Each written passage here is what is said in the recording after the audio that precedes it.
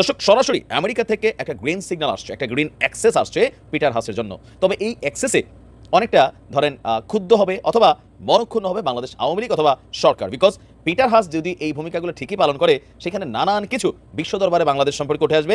Even ধরেন BNP ওয়ালারা সেখানে অনেকটা বড় ফায়দা পাবেন। এখন কি গ্রিন সিগন্যাল দিছে? বিপদ কয় কারে, মানে বিপদ বাংলাদেশে অলরেডি এসছে, আরো দুঃসংবাদ আসছে, আরো বিপদ আসছে। এবং দুর্ভাগ্যজনক ভাবে হলেও এটা সত্য, যেটা শুধু হাসিনার সরকারের জন্য না।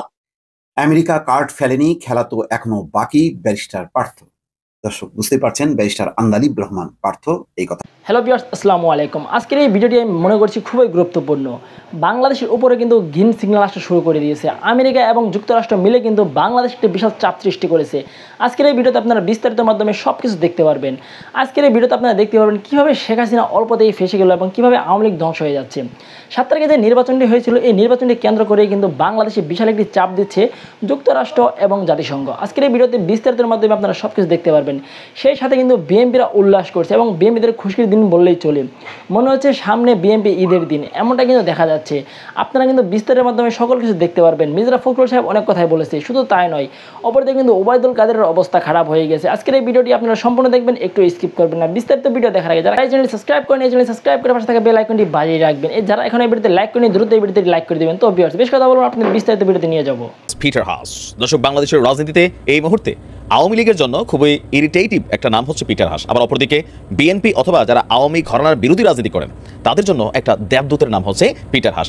আর এই দেবদূত কোন দেশের? যেহেতু আমেরিকার, সো সেই ক্ষেত্রে পিটার হাসের ভ্যালু অথবা যে কোনো মার্কিন রাষ্ট্রদূতের ভ্যালু আমাদের মতন দেশগুলোতে অবশ্যই অন্যান্য দেশগুলোর তুলনায় একটু বেশিই থাকে। তবে বাংলাদেশের নির্বাচন সহ বিভিন্ন ইস্যুতে সরকারের সাথে বা সরকার দলীয় যে দল আছে আমরা আওয়ামী লীগ, একটা সাংঘর্ষিক অবস্থান কিন্তু বিভিন্ন সময় আমরা দেখতে পেয়েছি। তো এই সকল কর্মকাণ্ডের কারণে সর্বশেষ ওবায়দুল কাদের সাহেব পিটার হাসকে নিয়ে একটা বক্তব্য দিয়েছিলেন যে তিনি তার লিমিট যেন ক্রস না করেন।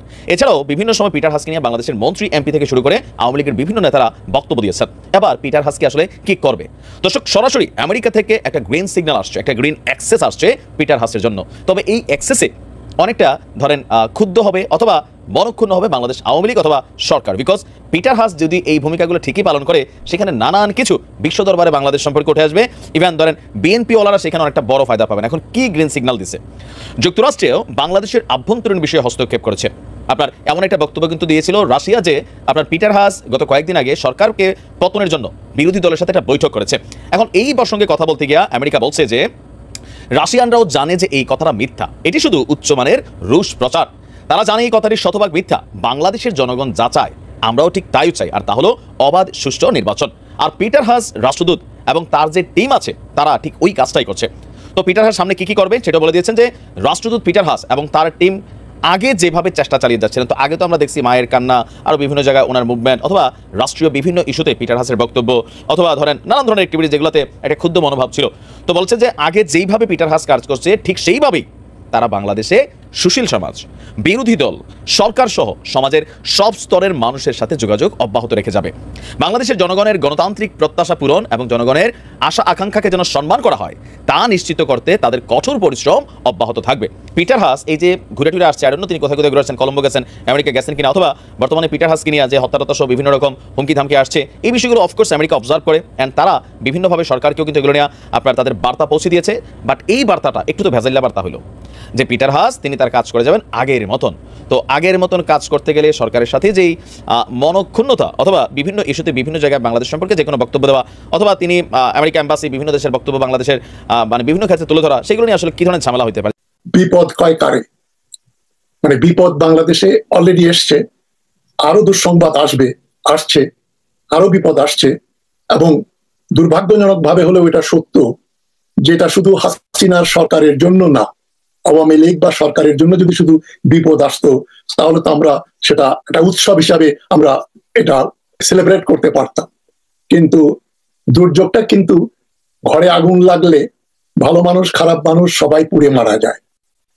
আপনি যদি ভুল বিমানে মানে রং বিমানে যদি আপনি চড়েন, যে বিমানটা একটা দুর্ঘটনার সম্মুখীন হলো, সেখানে একেবারে কোলের শিশু থেকে শুরু করে সবাই অপরাধী নিরপরাধী সবাই মারা যায়। 21 দিনে রিজার্ভ কমেছে $2.25 বিলিয়ন। রেমিটেন্স ও রপ্তানি আয় এটাও কমছে প্রচন্ড রকম ভাবে। কমপক্ষে ইউরোপ আমেরিকাতে 25% এক্সপোর্ট, গার্মেন্ট তৈরি পোশাকের এক্সপোর্ট কমে গেছে। একটি সরকারি ব্যাংকের যে খবর সেটা হচ্ছে এই পণ্য আমদানির বকেয়া দায় $60 কোটি উপরে, মানে $600 মিলিয়ন পণ্য আমদানির বকেয়া একটা ব্যাংকের জন্য। বাংলাদেশ পেট্রোলিয়াম কর্পোরেশন জানিয়েছে জ্বালানি তেল আমদানির এলসি খুলেছিল বিপিসি, বাংলাদেশ পেট্রোলিয়াম কর্পোরেশন, কিন্তু এর একটা বড় অংশ এখন আর পরিশোধ করতে পারছে না। তার মানে অচিরেই বাংলাদেশে একটা জ্বালানি সংকট আসবে। পেট্রোলিয়াম জাতীয় পদার্থ কিন্তু আমরা উৎপাদন করি না। বিদেশি এয়ারলাইন্স গুলো যারা বাংলাদেশে বসে তারা বিভিন্ন জায়গায় বিমান তাদের বিমান পাঠায়, যেখানে বাংলাদেশিরা এবং বিদেশিরা যে বিমানগুলো ব্যবহার করেন, বিদেশি এয়ারলাইন্স গুলো ডলার সংকটের জন্য বাংলাদেশে তারা যে আয় করেছিল সেটা দেশে নিতে পারছে না। মানে অচিরেই বিদেশি এয়ারলাইন্স গুলো বাংলাদেশ থেকে পাট্টারি গুটাবে, তখন এই বিমান হবে আমাদের একমাত্র অবলম্বন। এবং আমরা জানি বিমান দিয়ে এই সব যাত্রী আনা নেওয়া যায় না। বিদেশে যা মধ্যপ্রাচ্যে বা সিঙ্গাপুরে মালয়েশিয়াতে আমাদের যে ওয়ার্কাররা যান, শ্রমিকেরা যান, তাদের একটা বিরাট অংশ যান মধ্যপ্রাচ্যের এয়ারলাইন্স গুলোতে, সিঙ্গাপুর এয়ারলাইন্স, সেগুলো হয়তো বন্ধ করে দেবে, কেননা তারা এখানে যে আয় করছে এটা দেশে নিতে পারছে। সুতরাং বিশেষজ্ঞদের জিজ্ঞেস করলে বুঝবেন ক্ষতিটা কিরকম হবে। বিদেশি বিদ্যুৎ ও জ্বালানি সরবরাহকারী প্রতিষ্ঠানগুলোরও বকেয়া বেড়ে গেছে অনেক, কেননা যথেষ্ট পরিমাণে ডলার নেই। আরেকটি রিপোর্টে দেখলাম ডলারের বিপরীতে টাকার বড় ধরনের অবমূল্যায়ন হয়েছে, যেটা এখন অফিসিয়ালি ডিক্লেয়ার করা হয়নি, আরো হবে। তখন দেখবেন ডলারের দাম হয়তো 150 টাকা বা আরো বেড়ে যেতে পারে। আমেরিকা কার্ড ফেলেনি, খেলা তো এখনো বাকি, ব্যারিস্টার পার্থ। দর্শক বুঝতে পারছেন, ব্যারিস্টার আন্দালিব রহমান পার্থ এই কথা বলেছেন। তার এই কথার একটি গভীর তাৎপর্য আছে। বিজেপি সভাপতি ব্যারিস্টার আন্দালিব রহমান পার্থ বলেছেন, আওয়ামী লীগ জানে যে তারা আনপপুলার, সর্বোচ্চ ক্ষমতার অপব্যবহার করে টিকে আছে। অনেকের ধারণা আওয়ামী লীগ যুক্তরাষ্ট্রের বিরুদ্ধে, এজন্য আওয়ামী লীগ বার্গেইন নিচ্ছে। আসল কথা হচ্ছে আমেরিকা কার্ড ফেলেনি, খেলা তো এখনো বাকি আছে। সম্প্রতি একটি বেসরকারি টেলিভিশনের সমসাময়িক রাজনীতির টক শোতে অংশ নিয়ে এসব কথা বলেন ব্যারিস্টার পার্থ। ব্যারিস্টার পার্থ বলছেন, আমি মনে করি এখন আওয়ামী লীগের কাছে অনেক কার্ড আছে, আমেরিকা তো কার্ড ফেলেনি। কালকেই যদি কার্ড ফেলে, বিশেষ করে যুক্তরাষ্ট্র যদি 10 জনের নামে স্যাংশন, ট্রেড বন্ধ, সেনাবাহিনীকে জাতিসংঘ মিশনের নিষেধাজ্ঞা দেয়, তাহলেই বুঝবেন আওয়ামী লীগ তখন কি করে। তিনি বলেন, বর্তমানে আওয়ামী লীগের বডি ল্যাঙ্গুয়েজ দেখে মনে হয় যুক্তরাষ্ট্র কিছুই করতে পারবে না। এটির উদাহরণ হচ্ছে খালি কলসি যেমন বাজে বেশি, ঠিক তেমনি নিষেধাজ্ঞা আসা শুরু হলেই আওয়ামী লীগ বলবে সংবিধানের নিয়ম রক্ষার স্বার্থে এটি নির্বাচন করা হয়েছে, নির্বাচন নিয়ে প্রশ্ন থাকলে আবার নির্বাচন করা হোক। তিনি বলেন, সত্যি কথা বলতে আওয়ামী লীগ বেকায়দায় আছে, ক্ষমতায় থাকার জন্য সবকিছু করছে। আওয়ামী লীগ ধরেই নিয়েছে তাদের বিরুদ্ধে যা কিছুই বলা হোক না কেন তাদের কিছুই আসে যায় না। ভোট চোর ও গালাগাল করুক, কিছুই মনে করবে না তারা। কয়েকজনকে স্যাংশন দিলেই আওয়ামী লীগ ক্ষমতা ছেড়ে দেবে, এটি ভাবার সুযোগ নেই। আওয়ামী লীগ কিন্তু জানে এমন পরিস্থিতির সৃষ্টি হলে কাকে কোন সেক্টরে কাজে লাগাতে হবে। সেখানে ব্যর্থ হলে তখন আলোচনায় বসবে এবং আবার নতুন নির্বাচন দেওয়ার জন্য প্রস্তুতি নেবে। ব্যারিস্টার পার্থ বলেন, আমেরিকা রিয়াক্ট করে না, অ্যাক্ট করে। গত 1 বছর ধরে বাংলাদেশ নিয়ে আমেরিকার সিনিয়ররা যেভাবে কথা বলছে, বৈশ্বিকভাবে বাংলাদেশ নেগেটিভ ভাবে উপস্থাপন হচ্ছে, এতেই বোঝা যাচ্ছে বাংলাদেশ নিয়ে আমেরিকা সিরিয়াস।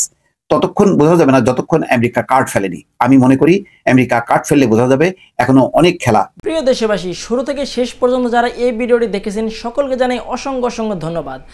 যারা এরকম নিউজ ভিডিও পেতে পছন্দ করেন তারা অবশ্যই এই চ্যানেলটি সাবস্ক্রাইব করে পাশে থাকা বেল আইকনটি বাজিয়ে দিবেন। যারা এখন এই ভিডিওটি শেয়ার করেননি, এই ভিডিওটি দ্রুত শেয়ার করে সকলকে দেখার সুযোগ করে দিন। আজকের মতন এই পর্যন্ত, দেখা হচ্ছে পরবর্তী কোনো ভিডিও নিয়ে ইনশাল্লাহ।